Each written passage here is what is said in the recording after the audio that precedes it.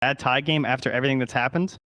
Like there's not really early BKBs, right? I mean, Thompson's going to try and get his on the earlier end, but then you got 7 SumaiL who are kind of susceptible. So, I mean, it's easy to go for Tundra after they make that comeback in game 1, and I think I'll hop on the train.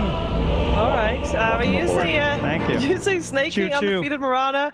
Tundra is undefeated everything at this point. They haven't dropped a single game yet. Let's see if they can continue that streak and take this 2-0 as my analysts think, or maybe OG will tie the series 1-1. We're finding out together with Lyrical and AY. Prepare for battle.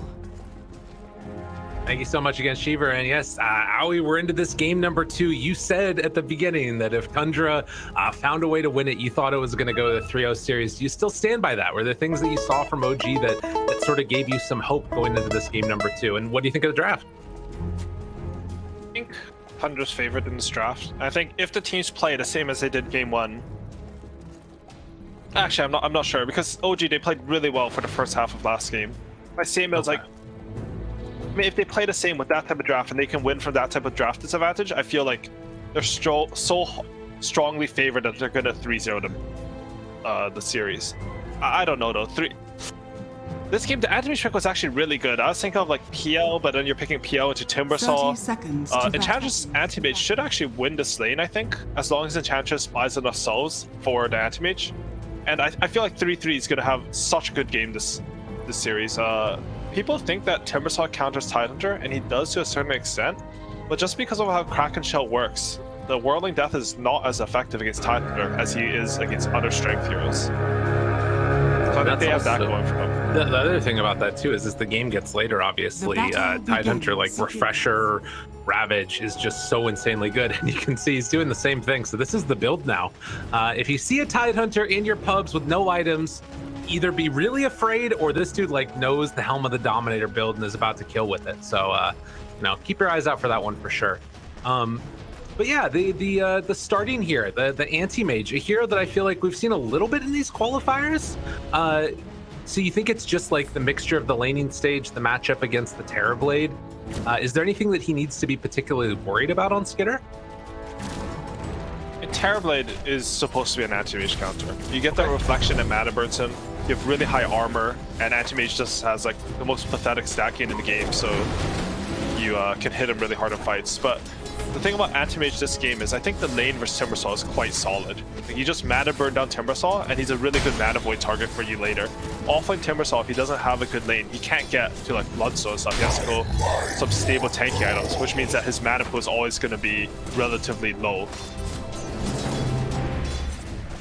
That is a frustrating one to deal with for sure there. Seb gonna have to deal with that pressure coming out, particularly once the Enchantress gets a creep. Currently, they've only been body blocking that hard camp actually. So there is a Mud Golem that spawned over on the medium camp. If eventually they want to make that move over, but Skitter, ooh, dropped down to 15 HP, but the salve will be passed over. And I don't know, it looked like maybe there's a chance there they could have gone in, but taking he still had the fairy fire. He was being very calm there, not popping that too early. And they did build up somehow sort of a double wave creep advantage, which is why they were able to pressure Skitter there. Just more creeps means you're stronger in these fights. Fada, he will bring out only Tangos actually. I'm surprised. I feel like they should bring out another Solve right away. Maybe even Tangos and Solve, because Anti-Mage, like, you need to be at full HP in order to trade. And how the lane works is you trade with your opponent, and then you solve up, and they solve up, but they've lost a lot of mana, and you have more resources. Sounds to me. We've seen, as we're actually getting a little bit of pressure up there top, but also mid, the really good performance from 9 last time around is just trying to bully back Thompson as much as possible in this laning stage, and already 11-2 versus that 7-2 from Thompson. 9 definitely standing out on this hero. Yeah, it's definitely one of 9's preferred heroes. Top lane. 33, he already has his Helm of Iron Will. And Terrorblade, he is free farming with that first meta versus no item offlaner. But I don't think 33 is that sad in this lane. He has eventual pressure when he gets his Helm of Dominator, and he's even feeling pretty good right now. has the 5 regen, 6 armor. It's really good to deal with that type of pressure that comes in and sort of gives him some amount of sustain at the very least. So we'll kind of be keeping an eye on that one, but likely with 2 heroes having a bunch of armor, it's not going to be a ton of action. Down bottom, things still getting a little bit testy with Skitter and Fada, as they are attempting to sort of deal with that aggression that comes out from the Hoodwink. So frustrating to deal with, and the Timber Chains through. I just feel like bottom lane, it should be a bigger lead for Tundra here if they bought a lot of stuff in Enchantress. You don't need any net worth on Enchantress to be effective the game, at least in the lane phase. And he has realized that. He's gotten the Solve and Tango coming out, but a cool ward coming in from OG, both scouting bottom room and blocking that hard camp from Enchantress. Very, very cool. LSA there in the mid lane, going to connect on to Topson, but then the turnaround afterwards, and Nide and him trading a couple of hits. Be able to force back that Invoker again. And we saw Fada make the run over to that hard camp in the triangle, take away the Satyr creep, and now it's going to come back with it as the meta's popped up top. 3-3 able to back away. And both safe laners trying to deal with this pressure in different ways, and 3-3 definitely getting more farm, at least in the early part of it, as SumaiL and him trading hits, looking for those body blocks. SumaiL, I mean, this is such a hard kill. With the Anchor Smash, he actually doesn't care at all. Mattel's just blocking him to nothing. Yeah, just a combination of the damage reduction plus the plus armor from Helm of Firewall, and even the level 2 Kraken Shell. This means that SumaiL hits him for nothing. dota2 getting arrowed here. Oh, a chance for a kill. Right click's coming through, and first blood. Gone by 3-3. And this is the best possible hero to get first blood, because how it works when you're rushing an item like Helm of the Dominator, you can sort of think to the Necrobuff back when he was in the game. Is if you accelerate that timing, all of a sudden you kick your opponent out of lane that much earlier. And they are putting a little bit of pressure on Skitter now, but now he has his Ring of Health. He's feeling pretty stable in this lane. Fight me! Have the continual, actually Fada just, since they didn't win the lane at the start, is going off to jungle a little bit, getting these hard camps and taking them down afterwards. We'll see what he ends up doing with it, as Soxa does make the move on in, gonna get that clarity broken. And they'll end up in a little bit of a battle here. Bushwhack comes out, they have the net and the skeletons. Trying to soak up some of that acorn shot damage. Topson won't even be able to get in range there. Oh, but Soxa, does he go down? The right clicks, looking for the chase. It's not quite gonna get He there. still has a fair guard. He's pretty chill there. This is one of the strengths of Hoodwink, is that he just does so much damage on early levels because of acorn shot. And also, he's just 320 MS, so it feels very smooth to play him. All his stats feel honestly a little bit overtuned in my opinion. It's a very strong pick right now. But top rune, they want to get this away from Lina. That was mid leap. They get the second leap out afterwards. And Snake King going to get away. 9 looks like he's going to eat through that EMP. And the turn now onto Topson. Misses the LSA, misses the arrow, misses everything. And they won't miss on No Tail. Can they find this rundown though? The Bushwhack comes out. Nice reaction. OG putting together a little bit there in that mid lane. And 9 has no TP. He actually walked home and TP'd mid, so he's ready for the 6-minute rune fight. Snake King's getting chased down here. Now, Soxa makes that move, and again, this Hoodwink, it's been so deadly throughout like all the qualifiers in the regions that we've been watching, and again, showing its prowess. Honestly, that was like a very weird sequence of events where you just had, you know, they're trying to kill a full HP Invoker. He has 1100 HP with a Fairy Fire, the 2 No Talisman, just a relatively tanky hero at this point. And as a result, like 9's net worth, he was doing well in lane, but now he's below Invoker.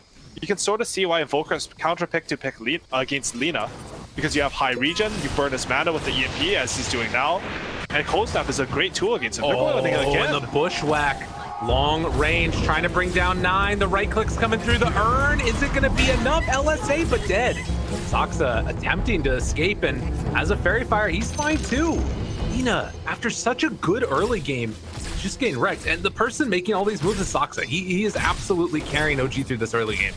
Look at these wards like that they place down too. It's just like this little triangle, and then also back behind the tower. They see everything. I feel like there's a little bit of a weird disparity here. Like, where's Fada during this? He's playing Enchantress, probably the strongest roamer in the game. They didn't really win. Oh, big rotation from 9 bottom. This could be his catch-up. Okay, that's what they needed. Seb gets caught out, and Skitter pairing together with 9, able to find that kill. Exactly what they needed. Oh, and they're chaining this. Fada, he wants to get active here. He smoked up 9. And can they kill him both? This seems like a little bit of a hard kill. They do have a dust on Fada ready. They have the net too. Enchant trying to get into position there for the net into Arrow, and they will find it. Arrow comes out perfectly in time. The Bushwhack needs to get a little bit of separation though. Do they have enough? Trying to find the finish. A couple more punches, goes invis. The right clicks come through, and they get that kill. But Saksa hoping to find a little bit of retribution. No Tail's moved in 3-3 is here too, but he doesn't have the mana for Ravage. I don't know if they clicked on him or not. He's just body blocking No Tail. Everybody in the mid lane, with the exception of Anti-Mage, as the Infinite Shot goes out, trying to take down No Tail. Still not enough mana for the Ravage, and the Illusion almost kills Snaking alive on 11 HP as they chase them down. And it looks like with the body blocks, takes back over the Mud Golem. Radiant's bottom tower. What about the Roll Molder? It doesn't go for it. Yeah, just 8 heroes in the middle lane at 8 minutes in the game, as we Radiant's expect in top normal tower is under Dota. attack. Snaking, he hasn't had more than 1 lead charge for like the last 4 minutes of the game. That's criticizing Fada's early rotations a little bit there, but he pays it back with dividends. You know, he's part of the play. Well, not really, to kill the Timber Saw, and he smokes his Lina very quickly. They get Thompson. I think he might also block the smoke coming in from OG. They want revenge here. Maybe. Well, they have a lot of people though. 9's in the area too. And Centaur lifted up along with Fada. The Bushwhack afterwards. They're going to kill the Ench.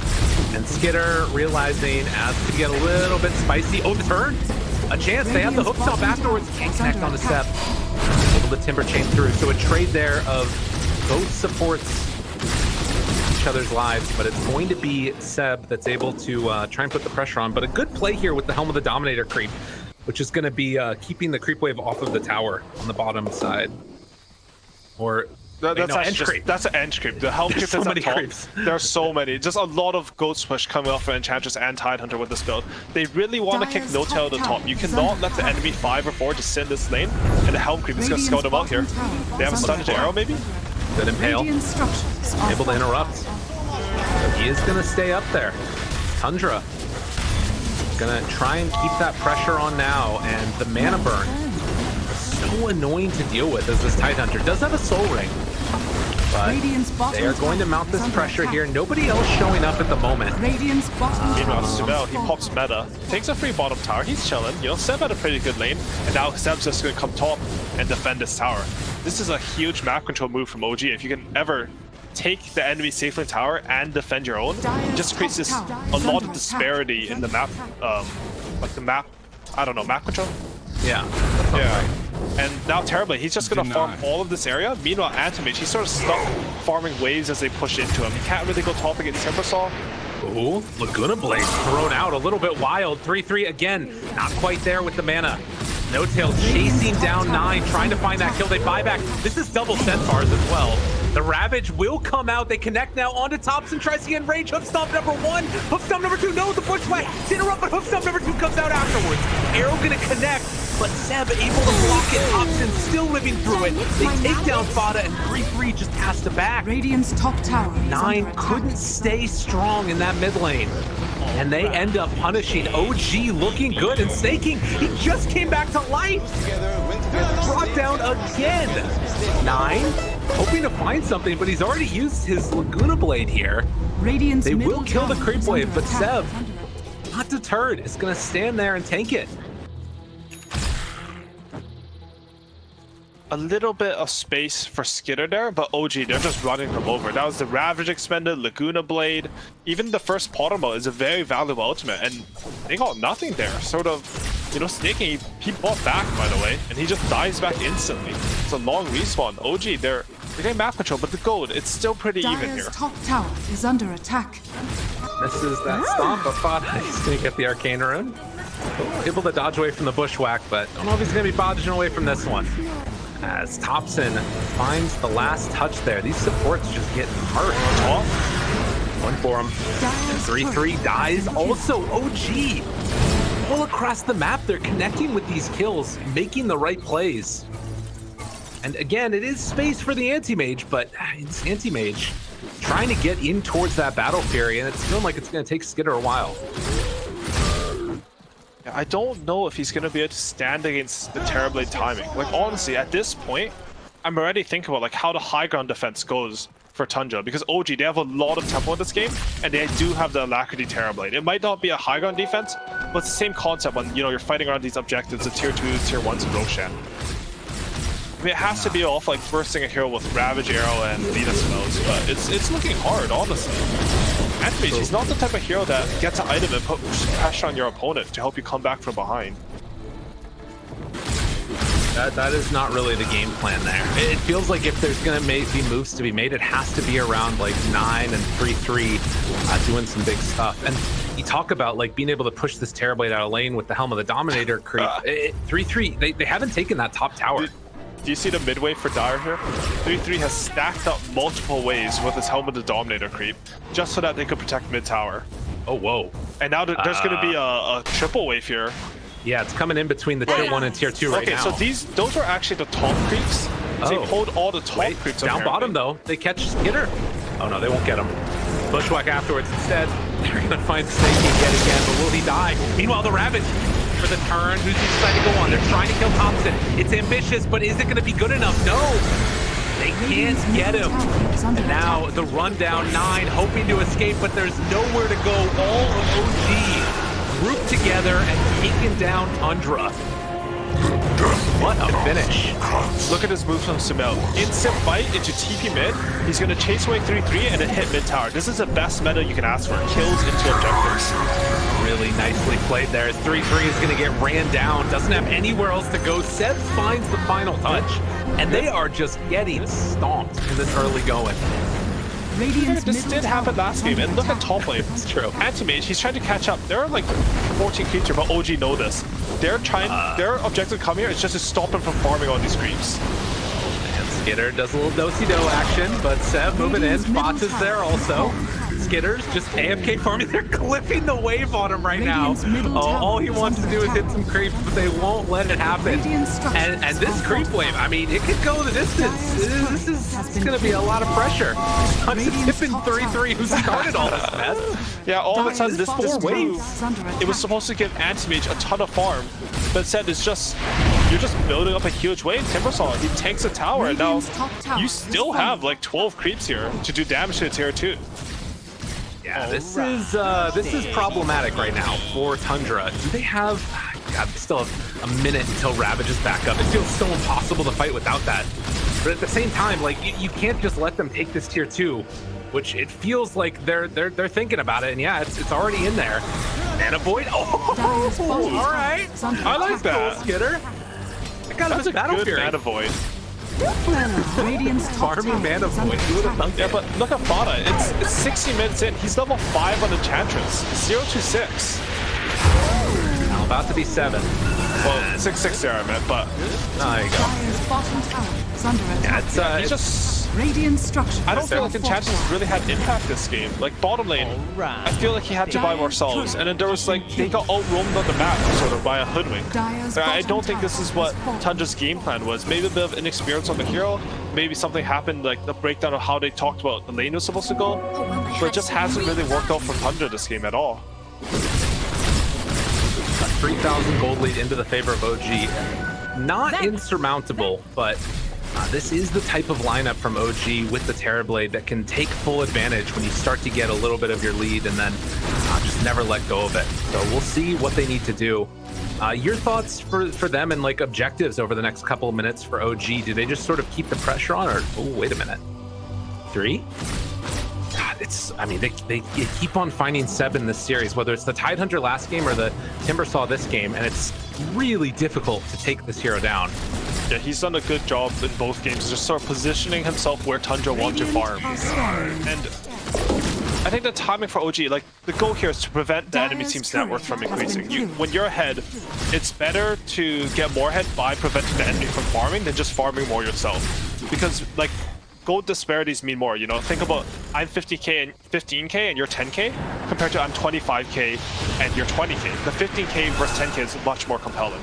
And we can see 9. He gets caught again bottom. Yeah, the right click's coming through there. Ooh, LSA. Arrow. Laguna Blade, a chance for a turnaround. No tail, doesn't have anything left in the tank to help his buddy. Has been killed. So they take down Thompson, a really big kill. Yep, snaking. They're The still under bottom this just. ward. Wait, did 3-3? He dragged another creep wave to Anti-Mage mid there, so he got both top and mid waves. If you farm 2 waves, like 2 waves every 30 seconds, it's basically farming like 1200 GPM or something ridiculous. He's accelerating on Anti-Mage like crazy. Could be a problem here. And I mean, the thing about this too is like Tundra have been able to keep some pretty good vision out there on the map over the last few minutes that have enabled this type of stuff to happen. But they are going to eventually chase down and kill Snaking. So they find him bottom. He's staying That about was static. that was a good turnaround, to be honest. OG were pushing towards 5k right now, right? And now the arrow has sort of gone up on the graph because, you know, Anti-Mage, he's just out-efficiencying them because of 3-3s holding with the HOTD. And then the turnaround kill on Volker, like that was huge. 9 was about to not have a game.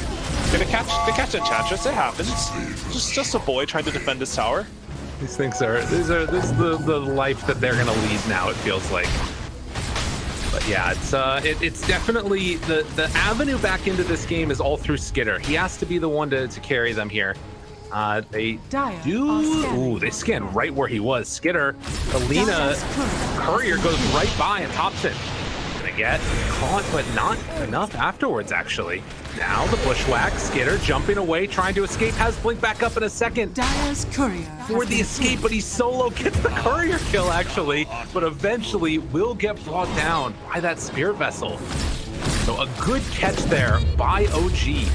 They managed to catch Skitter. Radiant's middle tower is I was under mossing attack. over Thompson's cold snap range as he went towards Lina there. I think he was like 50 range away from getting cold snap for an additional kill. But Soxa, he's caught snaking. They caught meta. They're falling apart right now on Tundra. Sunstrike goes out. Is it going to be on the mark? No, not quite. Snaking able to escape. I mean, I guess this is what they need to do, but they just keep on bleeding kills. Yeah, I mean, you're playing like cops and robbers right now on the Tundra side because you can't fight your opponent at all. They're too strong when they're together. But the problem is you're running around the map against an Invoker and a Nyx Assassin who are hunting you down. And SumaiL, he popped meta, he doesn't get to count snaking, but they just use it to get another objective as they go for Roshan here. A Macri Terrorblade, always a classic. Wait a minute, look in the Dire base right now. In the Dire base, they're trying to snipe couriers with the help of the Dominator creep. Not letting them get in there. God. Anything at all to slow down the game. That is unbelievable. I mean, they're taking Roche at the same time, but they got him on control command right now. Did he get any? He got two. Like he got No Tail's courier with this range creep. Dude, this has to be so annoying because something that I really love about Dota is Dota as a game is inherently. Oh wait, 1 second. Top is kind of top here. Hello, friends. Hello. He gets the arrow though. Run away, Snaking, but he is in a world of hurt. Yeah, he's not even bothering to use his last sleep there. But one of the things I love about Dota is the game is so complicated that a lot of the reason why top players make a lot of mistakes is there's just too much to do. If you added additional elements like, hey, I can't use my courier normally, I have to send it around the side, oftentimes it can lead to sort of like unforced errors from your opponent. I mean, I guess in that case it'd be forced errors, right? But the same idea. And man, Tundra, they're behind, but they're being so annoying. They really are. Like, it's unbelievable. Like, they keep on catching these waves with Enchantress. Oh, will he get caught again? Looking like he's going to go 0-8-2 here. As the break, Tornado lift up, does get some heals afterwards, but ends up dying. Oh, Courier, back in the base, looking for it. One more punch, comes through. Oh, but he got into the fountain. Able to live through it. Back and forth it goes.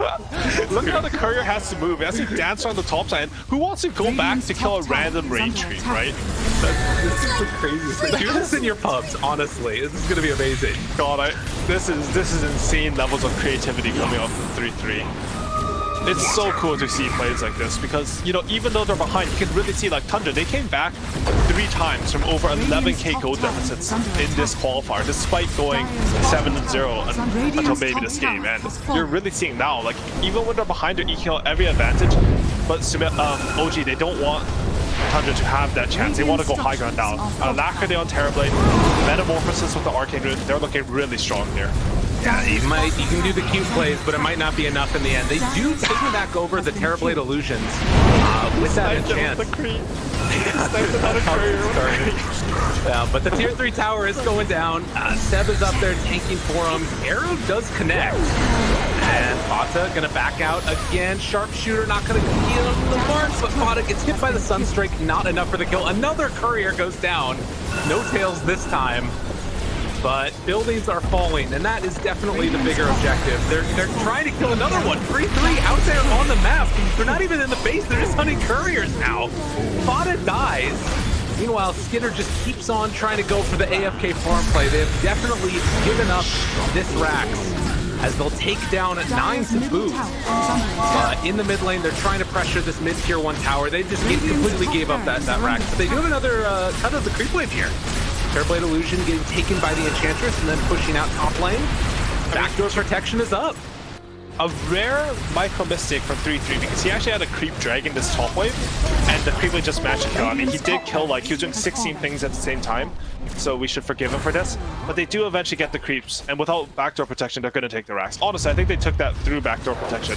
So it's not like 3-3's mistake did anything. SumaiL, he is just so farmed. There's SY Dragonlance Scotty and over half a Butterfly in 24 minutes.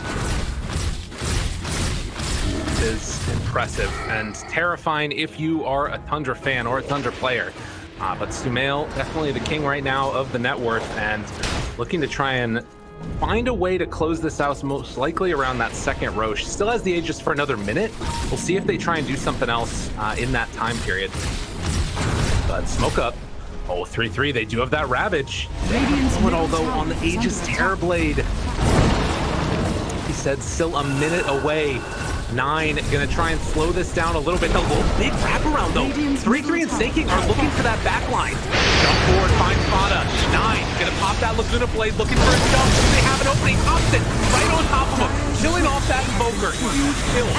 SumaiL, they're trying to leave him for last. LSA, a little bit of kiting going on, but it's a Terrorblade.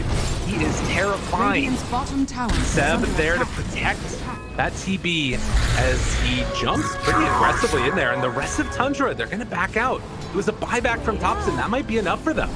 That was 2 buybacks from OG. No-Tail and Fata also buying back during that fight, and you know, anytime you're behind and you can force out core buybacks on the enemy team, it always, in the back of your mind, you're always thinking, guys, we have a chance. If we clutch Topson again, they're gonna be down to core hero, and I mean, you can be the most farmed hero in the game. You can't 1v5 in this patch without allies. You will get kited, they'll eventually get halberds, you know, it won't work. You need allies to stun them and disable them so you can hit them. Much like Snaking's getting stunned and disabled into his death top.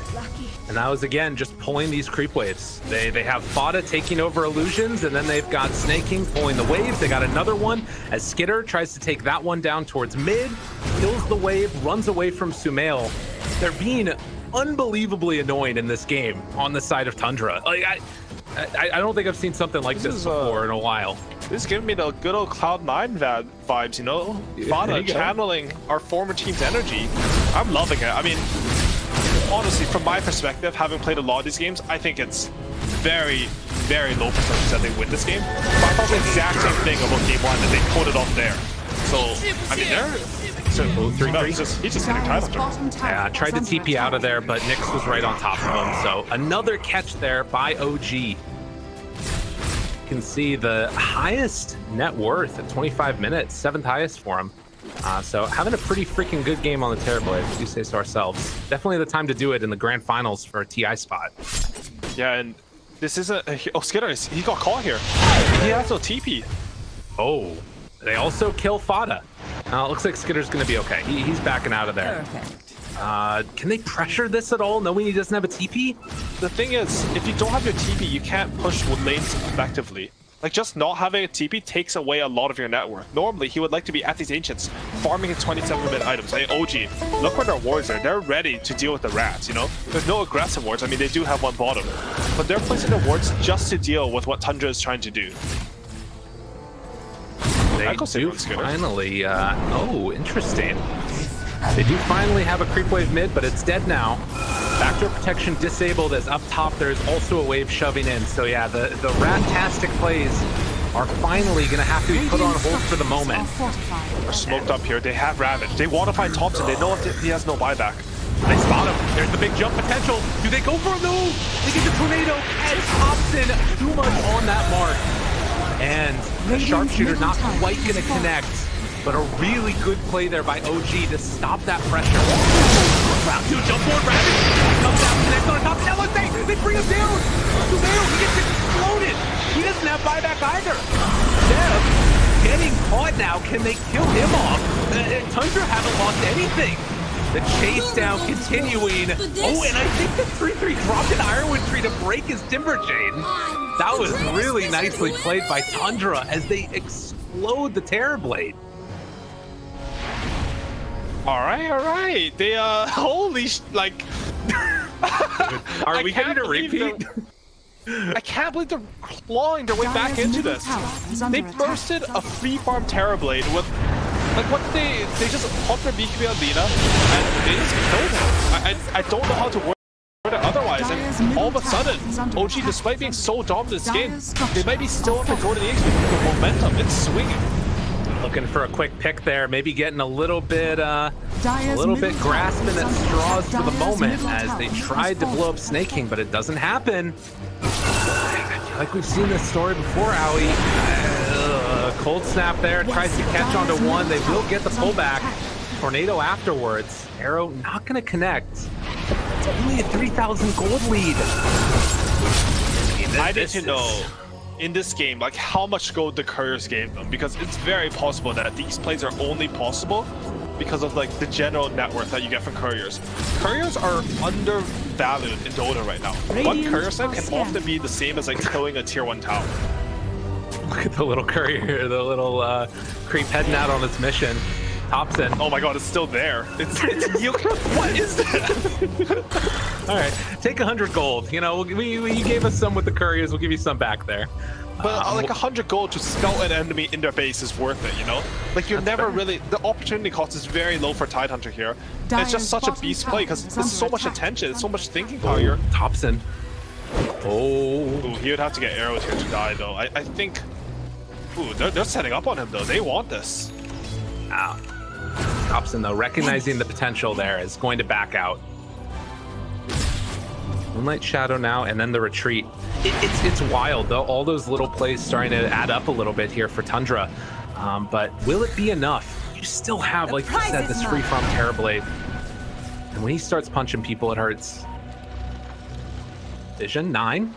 No tail right on top, has BKB ready. Not gonna connect. BKB for the turnaround. Laguna Blades finding that kill in a no tail, maybe not quite.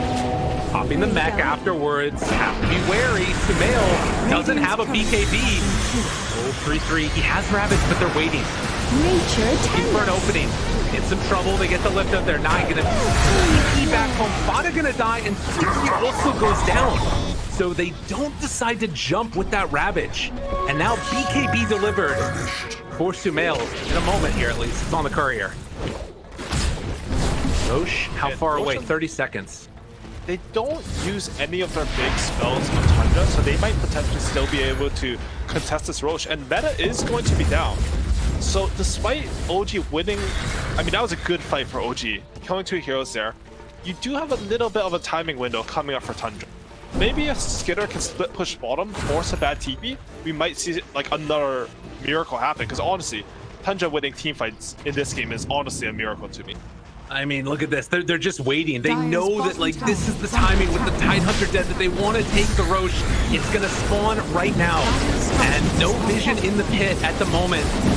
Oh, it looks like they're going to get away with this one. Tundra not able to get there. He's just big. I think this read from OG was perfect. Because even though, like, they don't know when Roshan's going to spawn, right? If it spawns a minute later, they're going to look silly in there. But they understand that if they do not get this Roshan right when it spawns, they will be vulnerable. Now, because you have this Aegis, you're sort of compensating for the fact that you don't have meta. That, I don't know, Seb used a lot of resources, it doesn't matter, so they used Cataclysm. The Aegis covers for all of that, and now, you know, Tundra, they wanted to fight there. They smoked out for it, and they got nothing. Now a smoke plate coming in from OG. Snaking, the one that they're going to run into. Drops the triple meteor, and No Tail with the stun right on Dire's top. bottom tower is under attack. Exactly what they're looking for. Memes. It's the only way I can do it. Look I've at been this. playing Dota for the last 15 years. I have nothing. You know what? If it works, it works. I think everybody listening has a good understanding of what you're talking about there. I mean, it's what it's felt like. Like, just how the hell do they keep on winning these fights and making these comebacks happen? But the question becomes, is it just one step too far in this game too? So Can I don't OG think pull it even? Anti-Mage can carry this game. I actually think Lina can. Like last game, Lina was doing so much damage. He was chunking like some 6-star Tidehunter in a few seconds.